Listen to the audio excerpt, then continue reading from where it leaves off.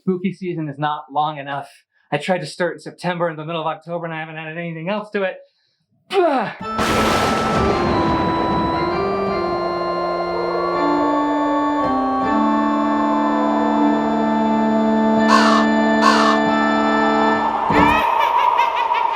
Welcome to Film Fireside. Thank you so much for tuning in. All right, yeah, spooky season just is like basically gone now. It feels that way anyway.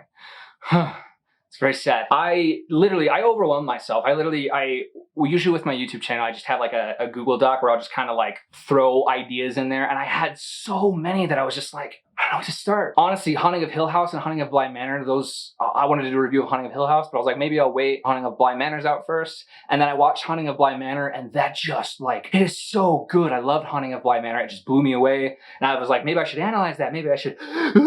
So anyway, I had a lot of ideas, and I'm just gonna do as many as I can now. I'm just committing to something. One of the things I'm gonna commit to now is I'm gonna review this movie because I watched it shortly after I did my 1-star horror movie quiz, because Nice Dude Productions, which is a YouTube channel that I like, and they have been supporters of mine. They have been really supportive of the channel, and I've really liked their videos as well. They kind of do, they do a little more things than just review movies, but they are they're film heavy people, and they have great opinions on films. They've been doing a series, the one I've liked recently that I'll include a link in the video. It's the one I've watched most recently. They are always posting new stuff. They recommended Cabin in the Woods to me. Cabin in the Woods was one I mentioned in that I had not seen. So I finally checked it out. And here's the funniest part about The Cabin in the Woods. I thought The Cabin in the Woods was the same movie as The Last House on the Left. I had got those horror movies confused. Because I'm not gonna lie, the storyline of The Last House on the Left I had placed on the story of The Cabin in the Woods. And I was like, why would I ever want to watch Last House on the Left? That just sounds awful.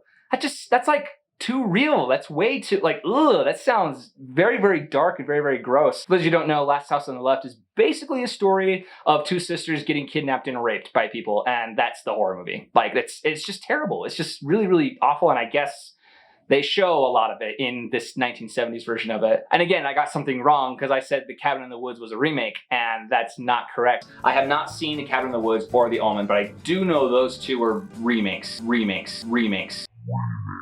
Because The Last House on the Left did a remake, which was kind of a follow-up to that, whereas that story happens, two daughters get kidnapped and then they get raped, and then their parents go and like torture the people who did that. That's what the remake was. It was the parents of the two girls who got raped, torturing and brutally murdering the people who were her attackers.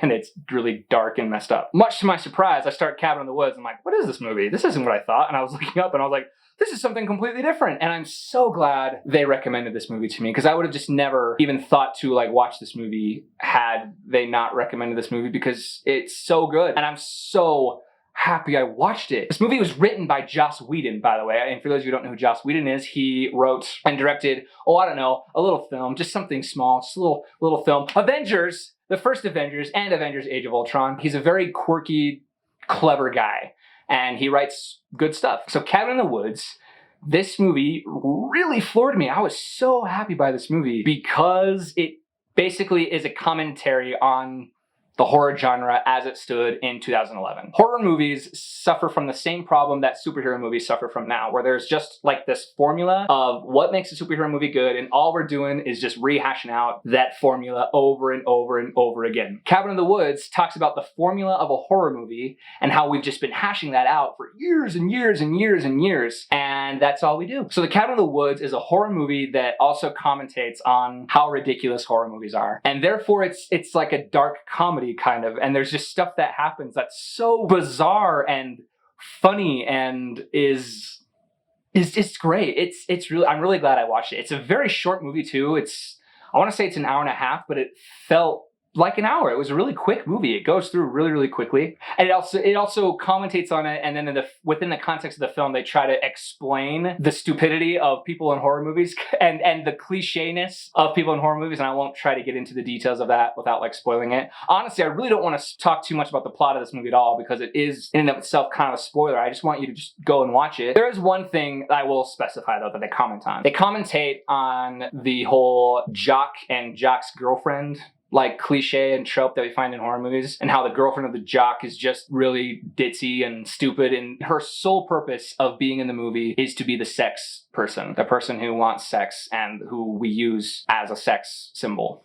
And kind of like my problem with Cuties, how they wanted to talk about how it's a problem, they end up doing it still within the movie. You know what I mean? Like there's a scene where she's topless, and it's just like they're like leading up to the moment, and I was like, oh, I know they're making fun of this, so don't show me, don't let me see it. And yeah, she was topless. So I was like, they undermine themselves a little bit in that moment. And it's my same problem that I have with Hustlers too. Hustlers did the same thing, where they're trying to talk about how over-sexualization of women is bad, but within the film they over-sexualize girls, just women in general. And in this moment they treat this character and this actress even like that. They have to make her do that for the sake of the point they're trying to make. And that's not fair, that's not right, and that is not good. And it is something about our society that's really dumb, that we treated women, specifically actresses, that way. I don't like that. And I'm really happy when movies fight that and go out of their way to specifically avoid that and even commentate on it a little bit. This one was doing that, and it was doing it very, very well until she ended up being topless for a moment. And it's brief, but still, they kind of undermined it.